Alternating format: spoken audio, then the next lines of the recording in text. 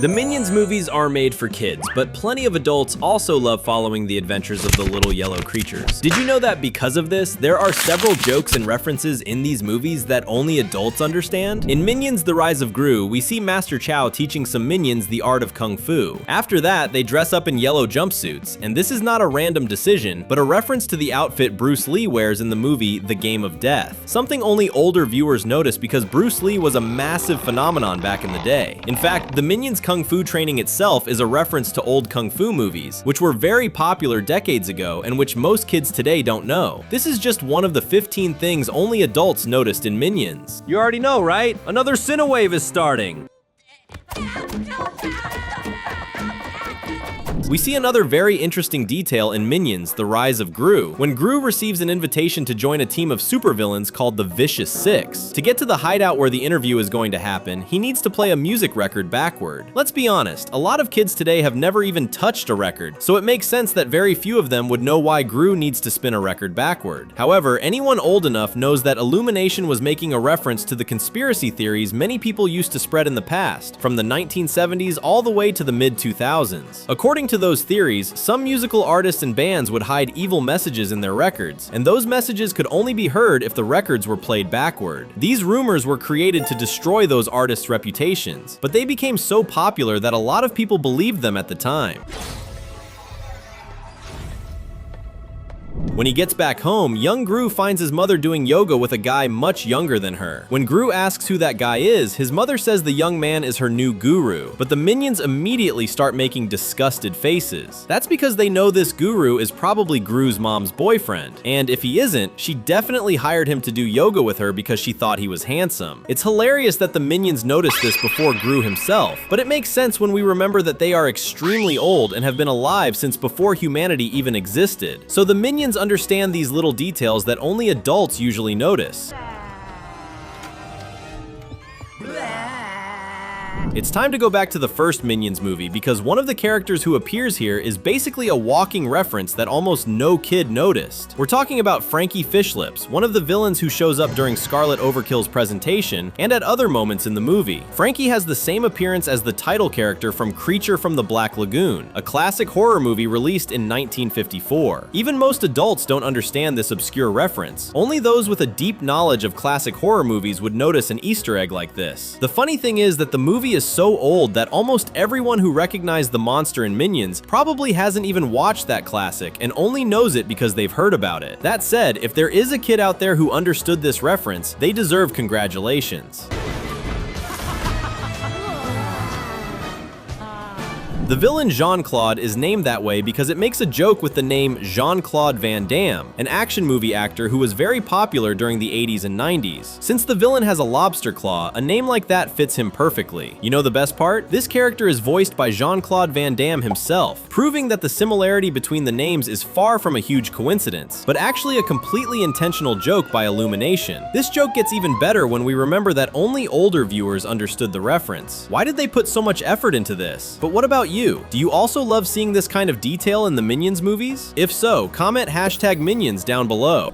Bell Bottom is one of the most important members of the Vicious Six, and just like Jean-Claude, her name is also connected to something old that kids are not very used to. Only this time, it is not about an actor, but about bell-bottom pants, which were a fashion icon during the 70s. So much so that Bell Bottom wears a pair of them. Honestly, it would be strange if she did not. At this point, you can already tell that all the Minions movies take place at some point in the past, with the first one being set in the 60s and the second one in the 70s. So there are several references to movies and celebrities from those eras in these productions, even if most kids who watch Minions do not know them. For example, when Gru goes to the movies with a few minions, we see posters for a movie called Jaws. This feature film is another horror classic, released in 1976, and it is about a violent shark that goes around attacking several people. It is safe to say that almost no child who watched Minions has watched Jaws, right? Especially because we are talking about a movie that is not only very old, but also a horror movie. Kids are not part of the target audience for this classic production, which makes it even funnier to see Minions 2 referencing this kind of thing. Do you have any idea what one of the first things the Minions found when they arrived in the United States in their first solo movie was? They found a protest! And not just any protest, but one led by hippies.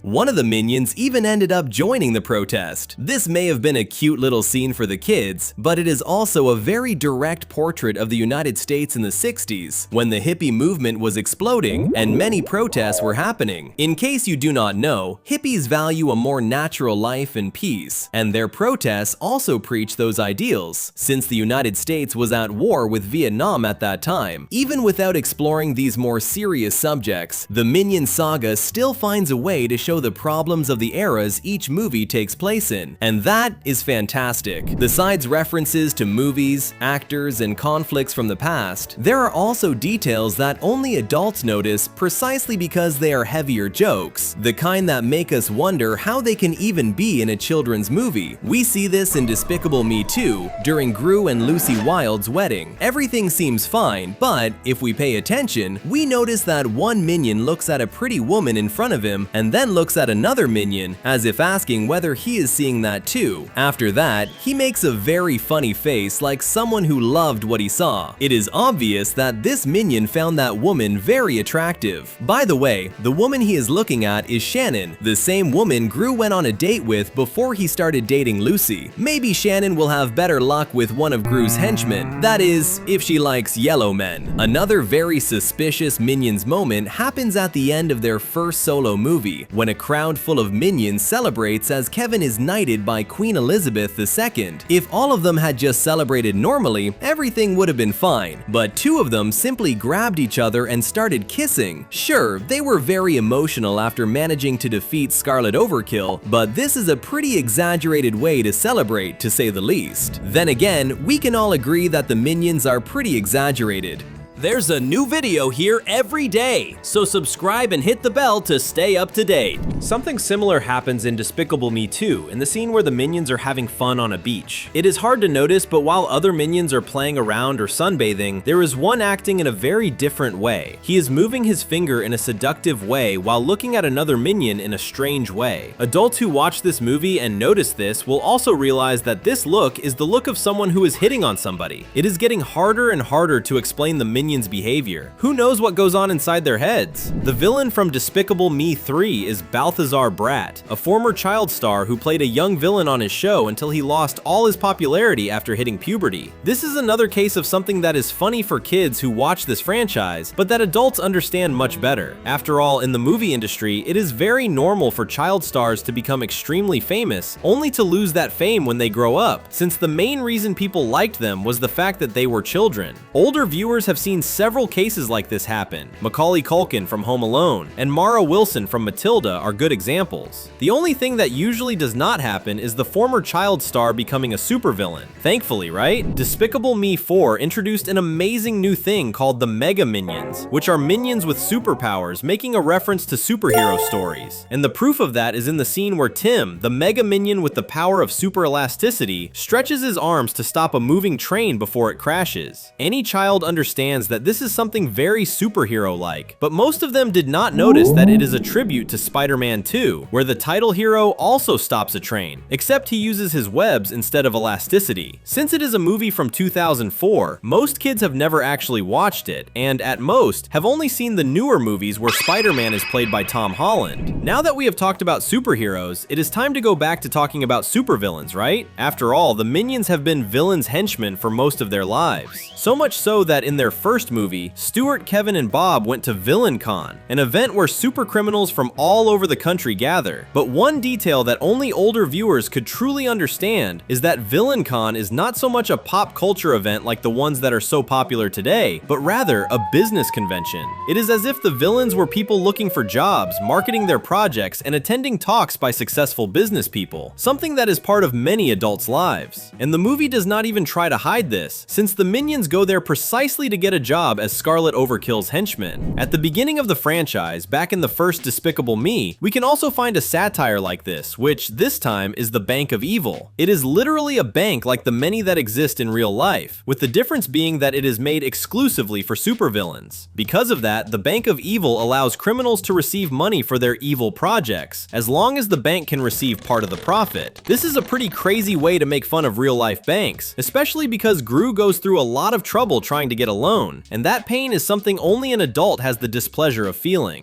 We've left 2 videos on your screen so you can choose and keep having fun with us. See you in the next video!